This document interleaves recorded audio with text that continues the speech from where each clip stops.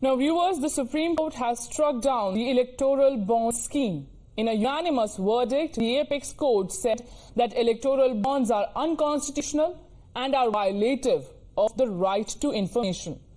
This financial scheme was launched in 2018 and was pitched as an alternative to cash donations made to political parties as part of efforts to bring in transparency to political funding.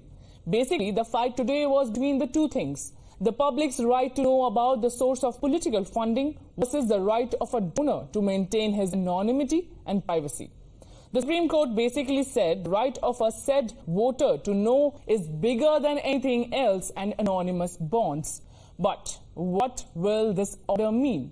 It means naturally that there will be no more anonymous donations with SBI, stopping the issuance of bonds.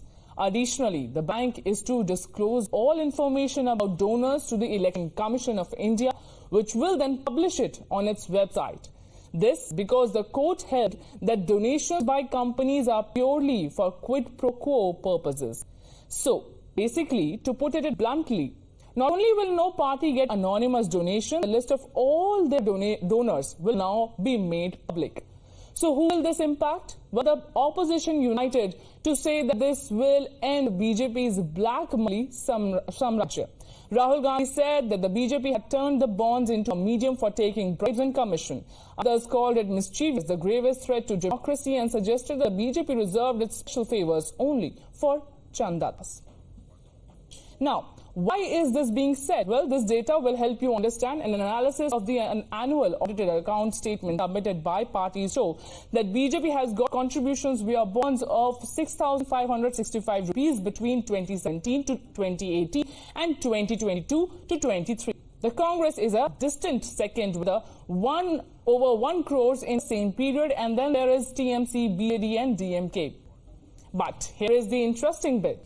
In absolute percentage, the BJP is the greatest beneficiary of electoral bonds. But what part of its total earning is this? Well, electoral bonds make up for 53.9% of the BJP's total earnings. But for other parties, what is this figure?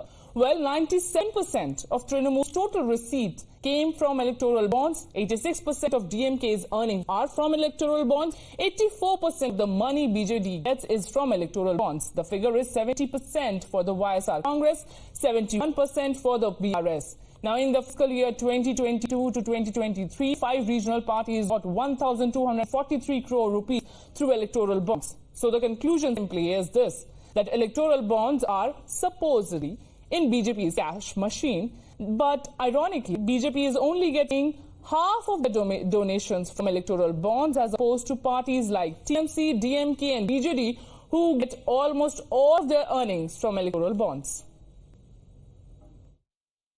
जो 95% electoral bonds का पैसा एक party यानी कि Bharatiya Janata party को मिला, हम भी ये जानना चाहते हैं, देश भी ये जानना चाहता है कि उसके एवज में आपने क्या हवाई अड्डे बेचे हैं, आपने क्या कोयले की खदानें बेची हैं, आपने क्या क्या है, या एमएलए खरीदे हैं, या नए सूट सिलवाए हैं, ये जानने का हक हम सबको है, या नए हवाई जहाज खरीदे हैं, हमें नहीं मालूम आपने क्या खरीदा।